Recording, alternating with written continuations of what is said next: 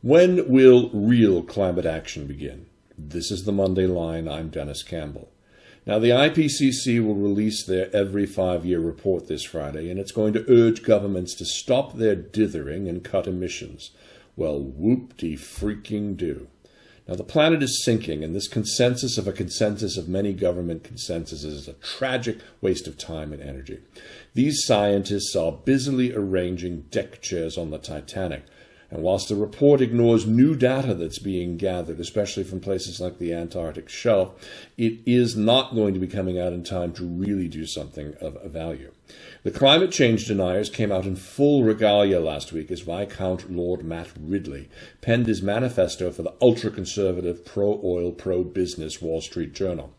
And in the words of environmental journalist Robert Hunsaker, whom you heard earlier on the program, when you couple this article with new Australian Prime Minister Abbott abolishing all climate departments in his new government, well, the Koch brothers and Sarah Palin must be high-fiving each other as the mantra "drill, baby, drill" became official government policy down under.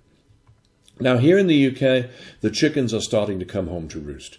Cuadrilla has abandoned Balcombe, and indeed the drilling lease sales for peanuts are coming by the British government of Scottish land are coming under increased Scottish government and perhaps soon even Welsh government criticism and court fights.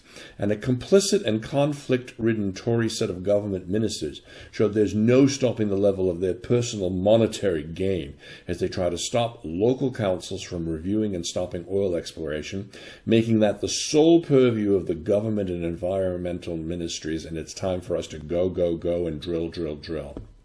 Well, the real villain lurking beyond fracking is this underground coal gasification. This is a form of unconventional gas extraction using existing coal seams, of which there are many under the lands of the UK and Scotland. Now, they say it's not fracking, but it indeed uses fracking technology, and they say they only use saline water. But this procedure actually uses explosions deep in the coal seam, pumps out gas and hydrogen, and they say all of our problems are solved. All we have to do, though, is lower the level of water and make sure none of the methane gets into the water supply. Easy peasy. Now, Dr. John Bishop, the Riverside Energy Chairman, said in 2011 to investors on a YouTube video, they can stay away from underground water, so what could possibly go wrong? Well, in a word, everything. As you'll hear later in the show from Andy Chiba, the stirring up of all these heavy metals and radioactive materials is indeed something very, very dangerous. And the lack of transparency and the chairman of St. John's clear discomfort at the stretching of the truth to potential investors is palpable in that video, which you'll see in just a few minutes. The dessert, though, looked very, very good. Now, the UCG site in Queensland, Australia, that was shut down by the government for fouling the water, that gets a little bit of mention, but Dr. Bishop tells investors that may not have been the case. Indeed, the industry is pitching this to governments despite knowing there are huge issues and concerns, and the money equation and promises make it tough for them to pass on this. Problem is, big money abandoned coal this year as the investment banks walked away. The recent sale in the USA of leases, well, that was so poorly attended that they suspended the auction. Coal seam gas and fracking are likely next, and that has several key ministers here in the United Kingdom on the hook with huge investments in a dodgy industry, and they're very, very worried.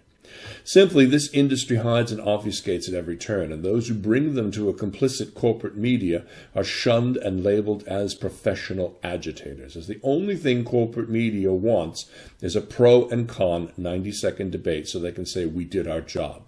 Well, these so-called agitators are turning the tide because of persistence and an internet-created global community to fight the lies. Here's just a partial list. There was a fracking study by Duke University that recently showed methane contamination is highest within 1 kilometer of wells. It's an almost certainty. Another, methane is being released under the ocean and into the atmosphere across the Arctic at very alarming rates. The ice caps are disappearing in the Antarctic West Shelf at alarming rates. Storms are being allowed to generate even longer and with greater effect because the jet stream is being blocked. Superstorm Sandy caused a second 100-year flood event in New York within 5 years, and the recent tropical storm over the Colorado Rockies, a normally arid landmass, caused a 1,000-year flood event. And the Colorado flood affected more than 150 wells, and aerial photos showed fracking fluid, other heavy metals made it into the water and downstream with an effect as yet to be determined as those waters recede. Want more? Cornell University professors, unable to study the effects of fracking on people due to oil industry non-disclosure agreements, instead studied the effect on cows. Cows were being born with malignancies, defects, and other illnesses from grazing in fields near fracking wells. In Pennsylvania, leaseholders are being left holding the bag in every way as companies leave there and head to North Dakota and no longer pay to lease the oil fields. Using a movie studio accounting trick, they claim that expenses now outstrip the yield, and so they get no more money. Texas has been burning up for 5 years with a 100-plus degree drought. They now pit farmers and frackers in a battle over water. Fracking uses more than 1 million barrels of water per well. So too bad, Mr. Farmer, the frackers have more money. An ice-free Arctic Ocean in the summer is warmer than at any time in history. And with heat absorption, we do the damage of 400,000 Hiroshima bombs a day, every day under the sea. The Fukushima nuclear plant is still leaking strontium and cesium into the Pacific Ocean, causing fish contamination and ocean away. Coral reefs are dying from ocean acidification. Shellfish have the thinnest shells on record ever. Krill and the other small fish that are not reproducing, meaning the whale population could be at risk. Forests and crops are trying desperately to adapt to warmer weather. We have insects and diseases on the move, so what was once unseen in certain parts of the world, well, that's now regular. Birds migrate farther and farther away from their home, creating extinction risks. And we could see mass human migration, food price increases, and even food riots as nations unable to feed themselves go to war over food. And you know what? Not a word of this will make its way into the governmental IPCC report.